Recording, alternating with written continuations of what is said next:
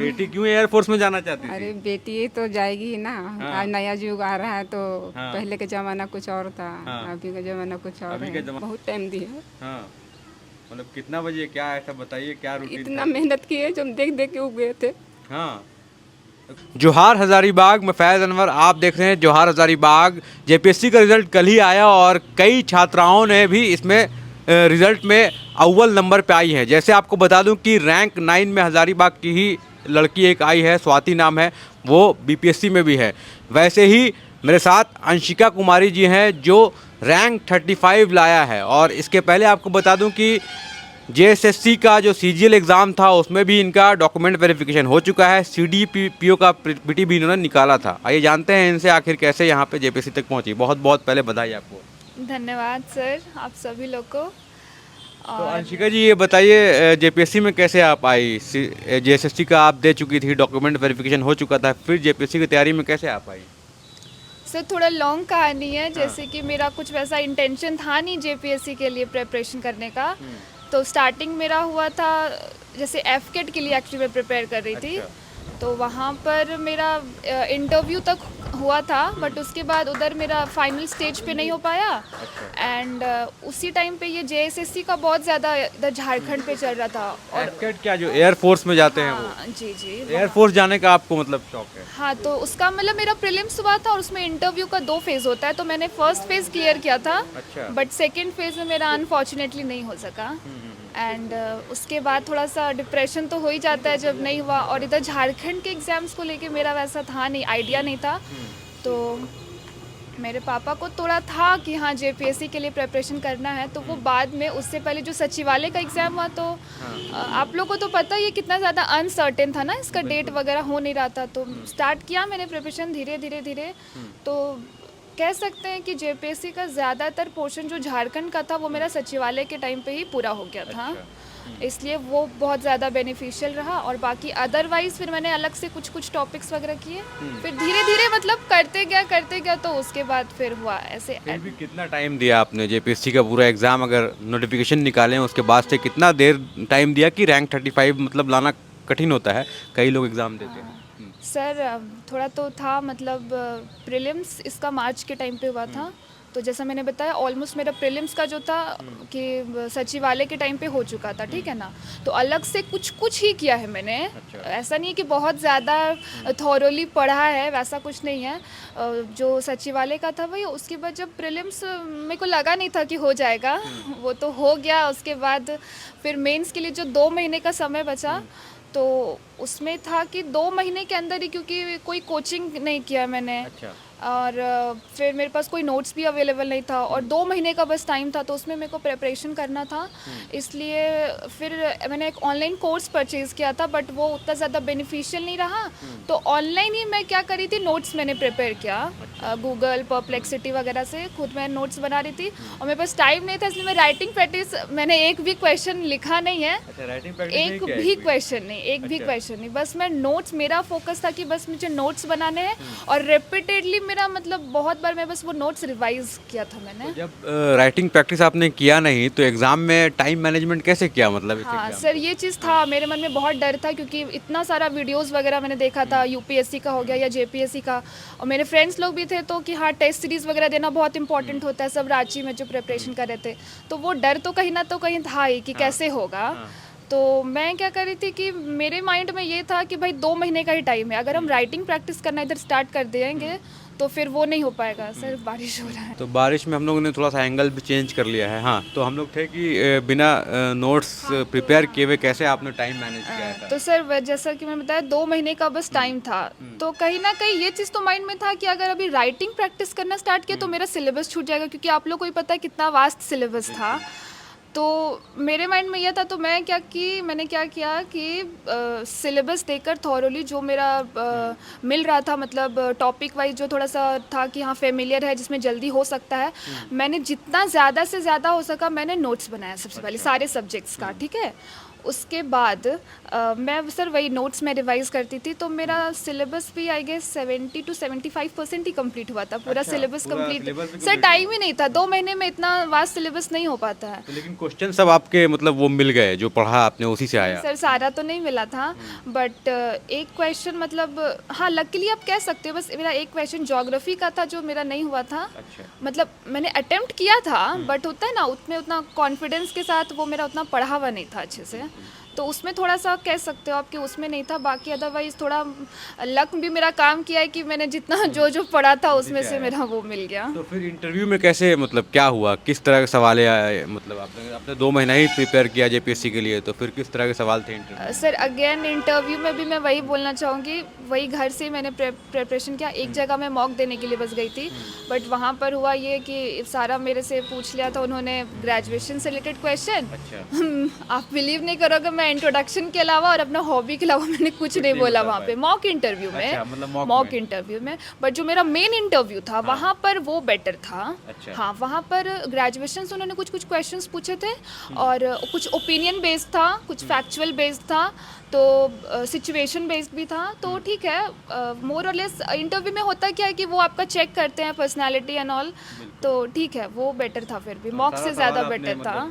सारा तो नहीं दिया था सर, ग्रेजुएशन का क्योंकि मेरा बहुत वीक था, तो वहाँ पे मैंने नहीं दिया था। और वो उतना मैटर नहीं करता है क्योंकि वो फैक्ट्स बेस्ड रहता है ना, तो वो आपका ज़्यादातर ओपिनियन क्या है वो वाला क्वेश्चन ज़्यादा आई गेस मैटर करता है। ओपिनियन बेस्ड क्या क्वेश्चन पूछा गया आपसे? सर ओपिनियन में मेरे से पूछा गया था, जैसे कि अभी जो झारखंड सरकार का जो सर ये चल रहा है योजना, मैया समान योजना, उससे रिलेटेड क्वेश्चन था कि आपको ऐसा नहीं लगता है कि जो पैसा सरकार ऐसे दे रही है हैंड टू हैंड, मतलब कैश जो दे रही है, तो उसकी जगह पे क्या करना चाहिए कि कुछ ऐसा करना चाहिए कि वो लॉन्ग टर्म में वो बेनिफिशियल हो, मतलब डायरेक्टली पैसा ना देकर उनको कुछ बेरोजगार मतलब जो है वो लोग को रोजगार उपलब्ध करा देना, मतलब इस टाइप का क्वेश्चन। तो आपका क्या कहना है उस पे? और इसी से थोड़ा सा ट्विस्टेड कि पैसा जो लोग ज़्यादा कमा रहे हैं उनसे पैसा लेकर जो गरीब तबके के लोग हैं वो लोग को दे देना, तो ये चीज़ आपको गलत नहीं लगता है कि भाई हम उनका पैसा उनको क्यों दे, उनसे पैसा लेकर हम योजना ला रहे हैं गरीबों के लिए, तो भाई अमीर लोग जो है वो लोग कहेंगे ना कि भाई आप मेरे लिए योजना लाइए। तो इसमें आपका क्या कहना है? तो क्या था आपका जवाब दोनों सवाल में? पहला मैया सम्मान योजना जो था वो देना चाहिए 2500 की नहीं, उसमें क्या जवाब था आपका? सर मेरा बहुत ज़्यादा इलेबरेटली मैंने नहीं बोला, मैंने सर को यही बोला कि सरकार भाई अब जो कर रही है ऐसा तो है नहीं, हम लोग उनको तो गलत नहीं कह सकते, जो वो कहती है बहुत सोच समझ कर योजना को लाया जाता है, उसका क्रियान्वयन किया जाता है। तो मैंने ये सर ये बोला था कि ऑल्दो मैं आप लोग के पैनल के क्वेश्चन से एग्री करती हूँ, बट स्टिल मेरा ये मानना है कि वो भी ज़रूरी है। आप कैश भी दो, उसके अलावा आप क्या करो कि अलग से हम लोग योजना ला भी सकते हैं, या फिर योजना के अलावा जैसे एम्प्लॉयमेंट आप अवेलेबल करवाना, जैसे आजकल बहुत कुछ कर सकते हैं ना, स्किल्स वगैरह आप दीजिए, छोटा मोटा जो हैंडीक्राफ्ट्स वगैरह या फिर जो छोटा मोटा कर सकते हैं एम्प्लॉयमेंट के लिए, वो भी करना चाहिए। हाँ ये नहीं बोल सकते कि हाँ, क्योंकि सर कैश देने से क्या होता है, जब पैसा हाथ में आता है, जो महिलाएं हैं तो अपना कुछ खर्च है, बहुत लोग सेविंग करके छोटा मोटा बिजनेस भी कर लेती है, बच्चों की पढ़ाई के लिए भी हो जाता है, तो इसलिए मेरे ख्याल से दोनों ज़रूरी है। मेरा और ये दूसरा सवाल का क्या जवाब था कि मतलब बाकी लोग क्या पैसा लेके किसी कम उनको देना है? हाँ। सर मेरा थोड़ा सा जैसे ये था ना, मैंने ये बोला था कि क्या होता है, पैसा जैसे कि मान लेते हैं हम ले रहे हैं वो लोग से, एक तो ये हम लोग का रूल ही है टैक्स जो पे करते हैं, इनकम टैक्स, तो उसका स्लैब रहता है ना, इतना स्लैब से ऊपर अगर आप पैसा कमा रहे हो तो वो तो आपको टैक्स देना ही पड़ेगा। और चूंकि हम लोग का जैसे चलता है कि सबका साथ सबका विकास, तो मतलब पैसा वो लोग से ले रहे ठीक है, अब हम लोग को क्या है कि हर एक इंसान को देखना है। आपकी 10th 12th और ग्रेजुएशन में क्या सब्जेक्ट था, पूछना भूल गए थे? सर 10th मैंने डीएवी से किया है, डीएवी सरिया, फिर 11 12 यहाँ एंजल साई से, अच्छा। और फिर ग्रेजुएशन सेंट कोलंबा से, इंग्लिश ऑनर्स मेरा इंग्लिश सब्जेक्ट। ऑनर्स में। हाँ, उसके बाद फिर ग्रेजुएशन के बाद मास्टर्स आपने मास्टर्स किया है मैंने इग्नू से, इग्नू से मास्टर्स इंग्लिश ऑनर्स इंग्लिश में ही में। किया। हाँ। उसके बाद फिर तैयारी में लग गए। तो ये एयरफोर्स में क्यों जाना चाहते थे, ये सवाल हम पूछना चाह रहे थे। सर उस टाइम झारखंड के एग्ज़ाम के बारे में मेरे को आइडिया नहीं था ज़्यादा, क्योंकि इधर का कर नहीं रहे थे, और एफकेट का मैंने एक बार नोटिफिकेशन देखा था, फिर पता चला कि उसमें एक ही लेवल का एग्ज़ाम्स होता है, और थोड़ा सा लगा कि ठीक है मतलब कर सकते हैं, तो फॉर्म फिल कर दिया, और मतलब लकीली हो भी गया मेरा प्रीलिम्स फर्स्ट अटेम्प्ट में ही, तो एसएसबी इंटरव्यू के लिए मैं प्रिपरेशन करने लगी फिर। तो एसएसबी में गए थे इंटरव्यू में क्या? हाँ, हाँ, अच्छा, हाँ, कितना तो दिन रही वहाँ तो? 5 दिन। 5 दिन रही पूरा? हाँ। क्या हुआ था मतलब एसएसबी में, मतलब क्या क्या होता है? सर वही जैसे मैंने बताया, पहला फेज़ में स्क्रीनिंग आपको करना हाँ। होता है। तो फर्स्ट फेज़ में जैसे आपका 2 टेस्ट होता है, वो वाला आप क्लियर करोगे तो आप नेक्स्ट फेज़ में जाओगे। तो वो क्लियर करके मैं नेक्स्ट स्क्रीनिंग होकर नेक्स्ट फेज़ में गई थी। और वहाँ पर सर बहुत सारे टेस्ट्स होते हैं। तो मेरा ऑलमोस्ट सब कुछ बढ़िया ही रहा था, बट जो फिजिकल टेस्ट होता है ना, जैसे कि आपको मंकी क्लाइंबिंग करना होता है, टर्जन जंपिंग करना रहता है, तो वो सब में फिजिकल मेरा हुआ नहीं था उतना, क्योंकि घर पे उतना प्रैक्टिस हो नहीं पाता है। तो इस वजह से वहाँ मेरा कॉन्फिडेंस आउट हो गई थी। अभी फिर से ट्राई करेंगे एयरपोर्ट के लिए? सर उसका वो लिमिट रहता है 26 एज तक का ही, अच्छा। मतलब हो तो मेरा भी है 6 महीना टाइम है, बट अभी अब इधर हो गया तो अब उधर क्या तो जाना। इधर आपने डीएसपी के लिए क्यों नहीं मतलब प्रेफरेंस दिया मतलब? मेरा सेकंड प्रेफरेंस था डीएसपी। अच्छा। फर्स्ट ये था क्योंकि मेरा ऐसा लगा कि इस फील्ड में ज़्यादा अच्छा मतलब हम कर सकते हैं, अपना स्ट्रेंथ को भी ध्यान में रखते हुए, मेंटली फिजिकली। और इसमें चूँकि स्कोप थोड़ा ज़्यादा रहता है, हर फील्ड में आप काम कर सकते हो, पब्लिक डीलिंग बहुत ज़्यादा रहता है नॉर्मल लोगों से भी। तो इसलिए मेरा लगा कि नहीं, एडमिनिस्ट्रेशन चूज़ करना चाहिए। तो बहुत लोगों का हम लोग इंटरव्यू कर रहे हैं, तो अंशिका जी का स्टोरी बहुत ही अलग है। यहाँ पे एयरफोर्स में जाना चाहती थी, उसके बाद फिर 2 ही महीना में जेपीएससी का तैयारी की और उसके बाद फिर जेपीएससी क्रैक कर लिया, वो भी रैंक 35 से। इनके फादर हैं मेरे साथ, तो अंशिका जी के फादर हैं मेरे साथ। आप क्या करते हैं अंकल? अभी तो मैं समाज सेवा कर रहा हूँ, और अभी तो खुल कुछ और पहले मेरा क्या काम। करते थे, मतलब क्या है? पहले हम प्राइवेट जॉब करते थे। आप शायद कंपनी का नाम जानते हैं, यूबी इंजीनियरिंग, जो विजय माल्या का ग्रुप था। हाँ। तो उस कंपनी में हमने काम किया इंडिया से लेकर के एब्रोड तक। अच्छा। एब्रोड में हमने कुवैत में 3 साल काम किया, अच्छा। फिर सल्तनत ऑफ ओमान हाँ।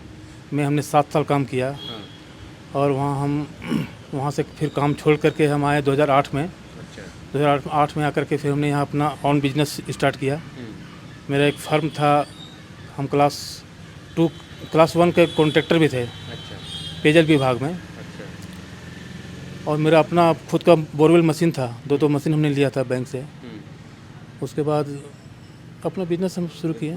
तो ये आपकी बेटी जो है वो एयरफोर्स में जाना चाहती थी, वो कैसे इनके दिमाग में आया? आपने बताया, प्रेरित किया, क्या हुआ था? नहीं, हम तो नहीं बोले, हाँ। लेकिन इसका अपना इंटरेस्ट था और अपना कहाँ से इसको मिला आइडिया, ये तो वही बता सकती है इसके बारे में। हम बोले कि हम तो साधन दे सकते हैं, साधन मुहैया करा सकते हैं, बाकी तुमको क्या करना है तुम करो। तो जब एसएसबी में गए थे तो आप कुछ नहीं बोले कि क्या ये सब एयरफोर्स में जाना है? नहीं, हम कुछ नहीं बोले, हम खुद गए थे साथ में। अच्छा, गए थे आप? हम भी साथ में ले गए थे। अच्छा। और जब वहाँ पर हो गया फर्स्ट अटेम्प्ट, तब हमको बोली कि आप जाइए, अभी मेरा हो गया, फिर क्या होगा तो देखेंगे। फिर हमको 5 दिन के बाद हमको फ़ोन किया कि नहीं, सो हमको अभी हम वापस आ रहे हैं। अच्छा। तो फिर क्या बुरा लगा आपको? क्या बोले ठीक हुआ? कोई बुरा नहीं, क्या बुरा लगेगा, पीछा छूटा है ना? कोई बुरा नहीं है।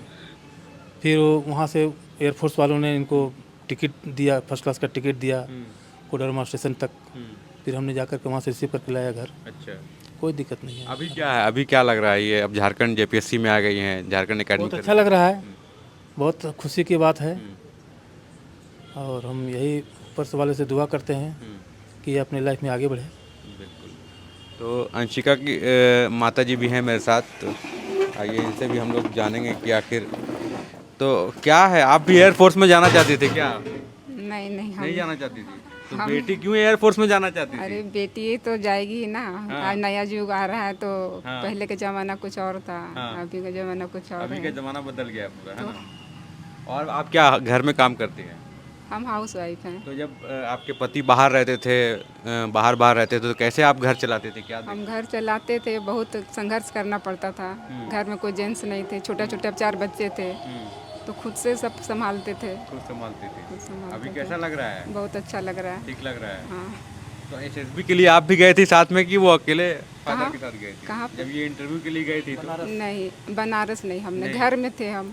आप घर में ही घर थे? में थे। तो शुरू से घर का देखभाल किया हाँ, है ना? शुरू से मैं घर का लेकिन देख। अब बेटी तो चली गई नौकरी करने के लिए। हाँ, तो बेटी तो जाएगी ही ना, हाँ। हमको नौकरी करने के लिए।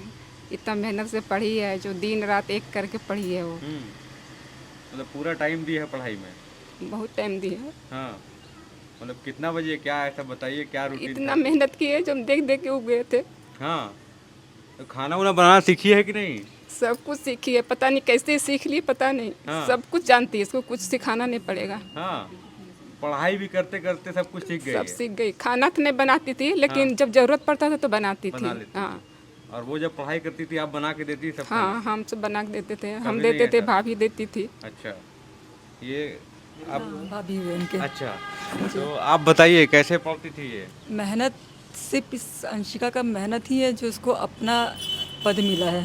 हम लोग बस माध्यम बने कि इसको पानी खाना वगैरह। हाँ, लेकिन इसका भी हेल्प रहा है। कुछ भी त्योहार रहा, भाभी कुछ कर दे तो रहा, तो कुछ खुद से भी की, नहीं तो फिर बोलते वो अपने पढ़ाई में लग जाती थी। पढ़ाई को तो पहले प्रेफरेंस दी है, लेकिन वो इग्नोर हम लोग को कभी नहीं किए है कि क्या। ऑलराउंडर हैं पूरा, है हाँ ना? हाँ, ऑलराउंडर। बिल्कुल। तो चलिए बहुत बहुत बधाई पूरा परिवार को, और अंशिका जी को भी बहुत बहुत बधाई। आप जाइए और अच्छा सर्विस कीजिए। बहुत अच्छा लगा कि 35 रैंक लाया, और सबसे अच्छा लगा कि एयरफोर्स में आप जाना चाहती थी और एसएसबी में भी गए हैं, कि लड़कियां बहुत कम है जो इस फील्ड में जाती हैं जनरली। हाँ मतलब कह सकते हैं, बट वही होता है ना, जहाँ किस्मत में रहता है वही होना रहता है। तो अब लगता है ठीक है, चलो वहाँ पे उस टाइम पे नहीं हुआ था तो लगा बहुत ज़्यादा बुरा, बट ठीक है कुछ अच्छा ही लिखा था इसलिए उस टाइम पर नहीं हुआ वहाँ।